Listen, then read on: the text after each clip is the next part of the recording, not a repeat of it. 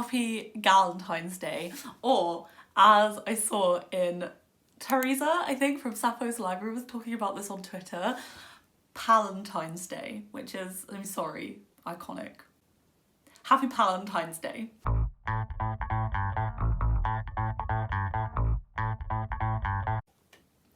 Okay, so for today, I really wanted to make a video that celebrated friendship. I love my friends.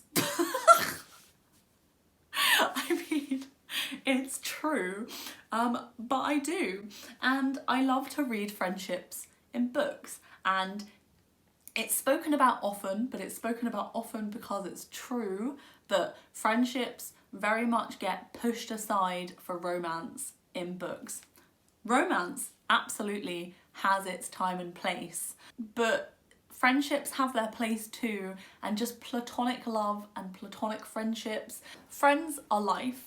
Friends are everything. I wanted to celebrate books that focus on friendship, friendship-focused books for this video. So I have 5 recommendations for you. We have a true variety from like graphic novels and middle grade and YA, and some are real fluffy and some are more hard-hitting. So we've got the full shebang.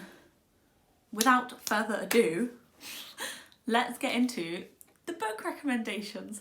Yay! Some of these you're going to be like, she's talking about that book again, if you have watched some of my latest videos. But some of these I haven't spoken about. I've got some physical copies and then some I listen to on audio so I don't own. Let's just get into it. Okay, so the first book recommendation I have for you is Rollergirl by Victoria Jamieson. This is a middle grade graphic novel. So this book focuses on Astrid, who discovers roller derby, and she really wants to go to this roller derby camp for like the junior team. She discovers roller derby with her best friend Nicole, and she assumes that Nicole will also want to come to this roller derby camp. However, Nicole would much rather go to ballet camp, and from there they have a bit of a friendship argument situation. This is really sweet. It's very much focused on friendships when you're young. It really focuses on those really hard moments in friendship when you are young and kind of like beginning to differ and change as people, and that doesn't necessarily have to drive you apart, but it's accepting like that your friends can also, like, for example, have other friends and things like that. This is a really fun read. It's really sweet, it's really quick, obviously it's a graphic novel, and it also, as well as that discussion around best friends, it also focuses on allowing the spotlight to shine on your friends instead of you. Yeah, I think it's a really sweet, quick read, and I think the friendship is really cute in it, and I would really recommend it. Okay, let's go for an audiobook this time. So this is a book I read in 2019, I believe, and honestly, I still sometimes find myself thinking about it. That is how powerful this book is. And that is All the Things We Never Said by Yasmin Rahman. Firstly, I want to say this book is not light at all. It is very heavy for trigger warnings on suicide. The whole main plot is based around a suicide pact, so really do not just head into this book if you do have trigger warnings. I will link a trigger warning site where you can check them below. So this book follows Maureen, Cara and Olivia. Maureen, Cara and Olivia all separately sign up to this website called Memento Mori, which is a website that pairs people with and gives them a date in which to commit suicide. So it's really not a light book. However, the way that this book covers and deep dives into mental health I thought was really fantastic. As well as that, the diversity of the characters is really excellent. There is a Muslim main character, we have Cara, who is in a wheelchair, and then Olivia, who is part of the LGBTQ+ community. It is a really raw book, but the hopeful aspect of it I think is also done really well, and the kind of bond between Maureen and Cara and Olivia is really where the friendship aspect comes into it. It kind of really explores the power of friendship and sort of the mutual understanding in friendships, especially when you openly are able to discuss and talk about mental health issues, and serious issues that you're dealing with, how that mutual understanding can really help you with your mental health. And that aspect of their friendship was so beautiful. Their like bond together was so strong, and I think the way that it explored how like integral friendships can be to yourself and to your mental health was wonderful. So I would really recommend this book, but I would really recommend looking up the trigger warnings first, because it was not an light and breezy read, obviously. So that is my second recommendation. Okay, on to my third recommendation. I am going to recommend a physical book this time, and that is My Heart Goes Bang by Kerry Stainton. I want to give a shout out to Lily from Lily Eleanor Reads for bringing this book onto my radar. I'm so glad that you did. I loved it so much. This book follows 5 girls who are going into their second year of university, and they are all going to be living in the same university house together. This book gave me so many uni feels, so many please take me back to my uni house, my uni gals, like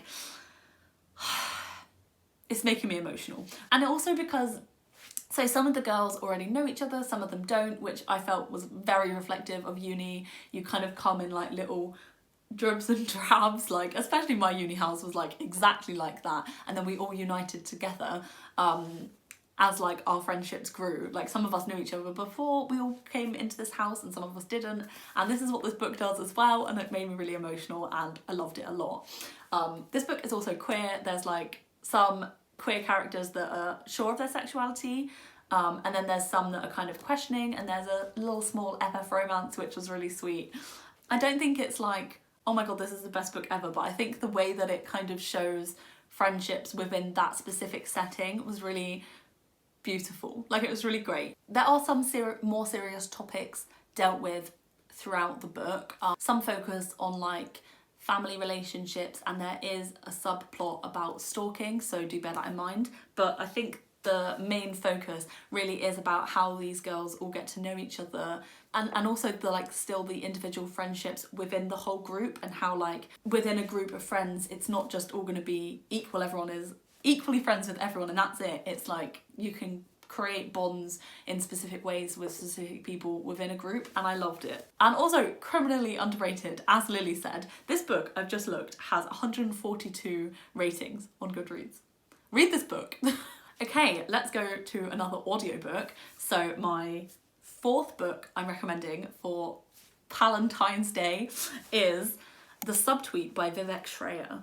This book focuses on friendship, but then it also very much focuses on a friendship breakup, which I thought is such an interesting thing to focus on, because obviously so often it's romantic breakups that are focused on, but this very much focuses on the coming together and then falling apart of a friendship. So this book follows Neela and Rukmini, and it is set in the Canadian music scene. Vivek Shraya is a Canadian author and musician, so that's a really interesting perspective to have.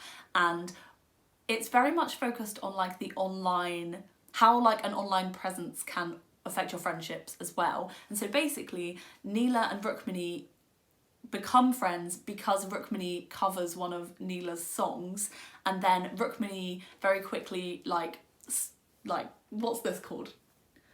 Gets super famous, gets really like hyped up. As Rukmini becomes more and more popular, Neela's career kind of stagnates, and so it very much explores their friendship in terms of that, and very much focuses on professional jealousy and self-doubt, and how also the internet and Twitter and Instagram specifically can fuel that jealousy and paint things in a different light. This book focuses on many things. It focuses on the friendship of brown women, it focuses on colorism, it focuses on intellectual property and kind of individuality. Obviously it focuses on female friendships. I think it explores so many interesting topics surrounding friendship in like the 21st century, and the way that it can evolve and change, especially in relation to social media. It also has Own Voice trans rep, which was really excellent to see as well. If you're looking for an adult fiction that focuses on friendship, this one's for you. Oh my god, I've got foot cramp.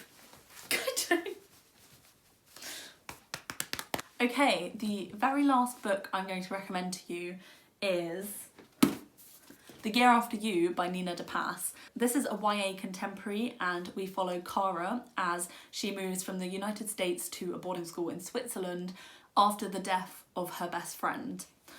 This one has trigger warnings for a car accident, so bear that in mind. So this one isn't a light book, but it also has light elements. I guess in comparison to the Subtweet, this isn't a friendship breakup, this is dealing with the loss of a friend and how much that can affect you.